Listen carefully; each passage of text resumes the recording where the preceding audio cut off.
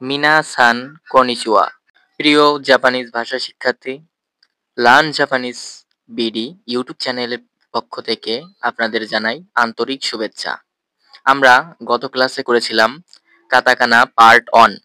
সেইখানে আমরা 46টি কাতাকানা বর্ণমালা শিখেছিলাম। আজ যে বিষয়টি নিয়ে আমরা আলোচনা করব সেটি হচ্ছে কাতাকানা পার্ট 2। এখানে আমরা যে বাকি 25টি কাতাকানা রয়েছে সেটি সম্পর্কে আমরা বিস্তারিত আলোচনা করব। আপনারা দেখতে পাচ্ছেন স্ক্রিনে এইখানে কাতাকানা যে বর্ণগুলো রয়েছে সেগুলো দেওয়া রয়েছে। এখন আপনারা একটা বিষয় খেয়াল করেন, আমরা হিরাগানার সময় কিন্তু হিরাগানা পার্ট 2 যে ক্লাসটি করছিলাম সেখানে এই ধরনের কিছু হিরাগানা আমরা করেছিলাম। আমাদের হয়তো সবারই এখন মনে আছে এই দুটো দাগ, অর্থাৎ তেন তেন, একে বলা হয় তেন তেন। আর এই যে গোল বৃত্তের মতো যেটি গোল, এটিকে বলা হয় মারু।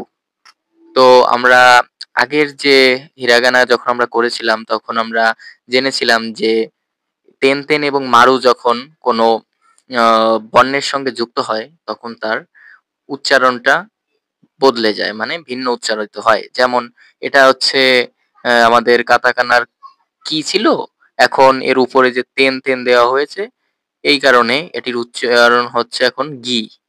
সেই একই নিয়মে আপনারা এটাও করবেন। তাহলে কাতাকানার কাতাকানার যে কা, তার উপরে তেন তেনে হয়ে গেছে গা। কাতাকানার কি, তার উপর তেন তেনে হয়ে গেছে গি। তারপরে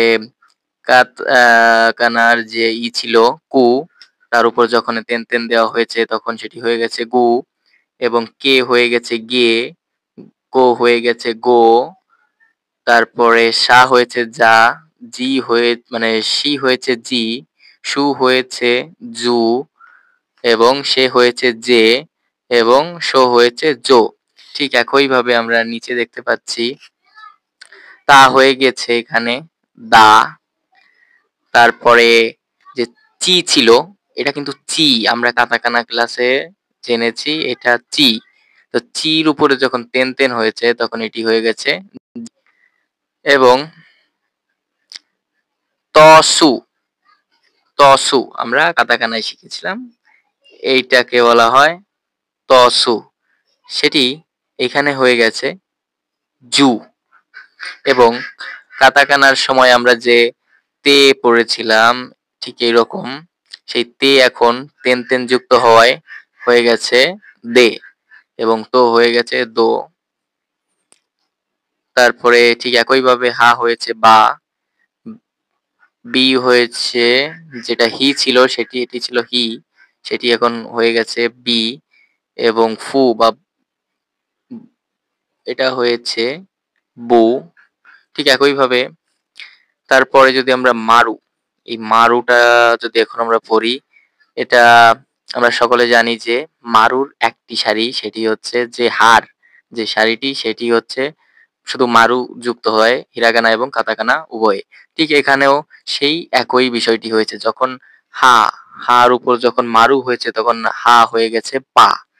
তারপরে হি, হির পরে যখন মারু হয়েছে হি হয়েছে পি। তারপর হচ্ছে হু বা ফু, তার উপরে যখন মারু যুক্ত হয়েছে তখন সেটি হয়েছে পু। হের উপরে মারু যুক্ত হওয়ায় হে হয়ে গেছে পে। একইভাবে হোর উপরে যখন মারু যুক্ত হয়েছে তখন হো হয়ে গেছে পো। অর্থাৎ এটি হিরাগানা যে তেন তেন এবং মারুর যে বর্ণগুলো রয়েছে ঠিক একই উচ্চারণ এগুলোও, কিন্তু চেহারায় একটু ভিন্ন। যারা কাতাকানা অলরেডি করেছেন তারা এই বর্ণগুলোকে চিনতে পারছেন, এবং যারা আগের হিরাগানা পার্ট 2টি করেছেন সেখানে যে তেন তেন এবং মারু নিয়ে যে ক্লাসটি ছিল সেইখান থেকে আপনারা এখন বুঝতে পারছেন যে এই বর্ণমালাগুলোর উচ্চারণটা মূলত কি হবে। তো এখন আপনাদের যে কাজটি করতে হবে সেটি হচ্ছে এই বর্ণগুলোকে আপনাকে প্র্যাকটিস করতে হবে। ঠিক এইভাবে প্র্যাকটিস করবেন। এটা মুখ দিয়ে পড়তে হবে, সঙ্গে সঙ্গে এটি লিখতে হবে। তাতে আপনার খুব তাড়াতাড়ি এটি নিজ আয়ত্তে চলে আসবে। আপনি এইভাবে লিখবেন, যেমন এটা ছিল কি বলেন তো? এটা কিন্তু হিরাগানার কা, হ্যাঁ? কিন্তু হিরাগানার কা কিন্তু এটা হচ্ছে কাতাকানার কা। এখন কাতাকানা কার উপরে দুটো তেন যুক্ত হইছে। তারপর এটি হয়েছে গা।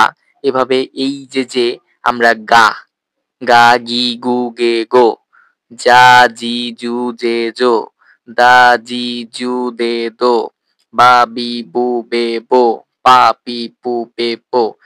এইগুলোকে যে প্রতিটি বর্ণকে আপনারা ১০ বার করে ১০, ১০ বার করে আপনাদের এটিকে লিখতে হবে, সাথে পড়তে হবে। আপনি যদি এইভাবে প্র্যাকটিস করেন আপনার খুব সহজ হয়ে যাবে এবং আগে যে আমরা হিরাগানা করেছি, হিরাগানা যদি আপনার কমপ্লিট হয়ে থাকে তাহলে আপনি কাতাকানা যদি আপনি শুরু করে থাকেন, তারপরে কাতাকানাটা যদি আপনার কমপ্লিট হয়ে যায়, তারপরে আপনি কিন্তু ভোকাবুলারি করতে পারবেন। আপনার ভোকাবুলারিতে কোনো সমস্যা হবে না। আপনি খুব সহজে জাপানি ভাষার যে ভোকাবুলারি গুলো রয়েছে সেগুলো কিন্তু আপনি খুব সহজে নিজের আয়ত্তে নিয়ে আসতে পারবেন। যে এই হিরাগানা এবং কাতাকানা যার করা থাকবে না, সে কিন্তু অনেকটা সমস্যায় পড়ে যাবে।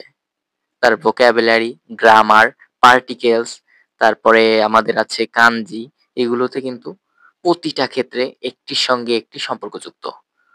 আমি আগের ভিডিওতে বলেছিলাম যে জাপানি ভাষার যে প্রাণ সেটি হচ্ছে এই হিরাগানা, কাতাকানা। আপনি যদি এগুলোই না জানেন তাহলে আপনি জাপানি ভাষা নিজের আয়ত্তে আনতে আপনার অনেক কষ্ট হবে। আপনি পারবেন না, আপনি বুঝবেন না।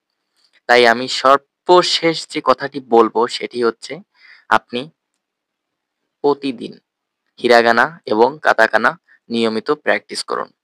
ভালোভাবে প্র্যাকটিস করুন। আপনি এটিকে এমনভাবে প্র্যাকটিস করুন যাতে আপনি এটি দেখলে চিনতে পারেন যে এটি জু, এটি বু, এটি বে, এটি বো, এটি বি, এটি দা, এইভাবে করতে হবে। আপনার দেখার সঙ্গে আপনার ওটা বলে দিতে হবে যে এটি দা বা এটি জি, এটি জু। আপনি যদি দেখে না বলতে পারেন, আপনার অনেক সমস্যা হয়ে যাবে। আপনি যখন vocabulary করবেন, তখন কিন্তু আপনার এগুলোকে দেখে পড়তে হবে। যে এটি জি, এটি যখন একটি vocabulary র একটি অক্ষর হিসেবে যখন থাকবে, তখন আপনি যদি সেটি না পারেন, আপনার কিন্তু সমস্যা হয়ে যাবে। তাই আমি ১ম এই বলব যে কথাটি, যে আপনি এখনই এটাকে প্র্যাকটিস শুরু করে দিন। আপনি কিছুদিন প্র্যাকটিস করলে এটি আপনার নিজ আয়ত্তে চলে আসবে। এটি ততটা কঠিন কিছু না। আপনি যদি এটি চর্চা করেন এবং আপনি ভালো করে লেখেন এবং পড়েন, আপনার এটি মুখস্থ হতে বাধ্য। আপনার এটা মনে থাকবে, অবশ্যই মনে থাকবে। শুধু পড়লে চলবে না। এটা মন দিয়ে পড়তে হবে। আপনার শেখার ইচ্ছা থাকতে হবে। আপনার যদি শেখার ইচ্ছা থাকে আপনি অবশ্যই খুব সহজে, খুব দ্রুত এই বর্ণগুলোকে আপনি করতে পারবেন। আপনার খুব সহজে হিরাগানা, কাতাকানা শেষ হবে। আপনার যখনই হিরাগানা, কাতাকানা শেষ হয়ে যাবে, আপনি তখন জাপানি ভাষা করার যে আসল মজাটা আপনি তখন উপলব্ধি করতে পারবেন। আপনার কাছে তখন জাপানি ভাষা অনেক সহজ মনে হবে। আজ ভিডিওটি এখানে শেষ করছি। আগামী পর্বে ইচ্ছা আছে আমরা যে সংযুক্ত যে বর্ণমালাগুলো রয়েছে সেগুলো নিয়ে আলোচনা করব। আপনারা সবাই ভালো থাকবেন, সুস্থ থাকবেন। দেখা হবে পরবর্তী কোনো ক্লাসে। আজ এইখানে বিদায় নিচ্ছি। ধন্যবাদ সবাইকে।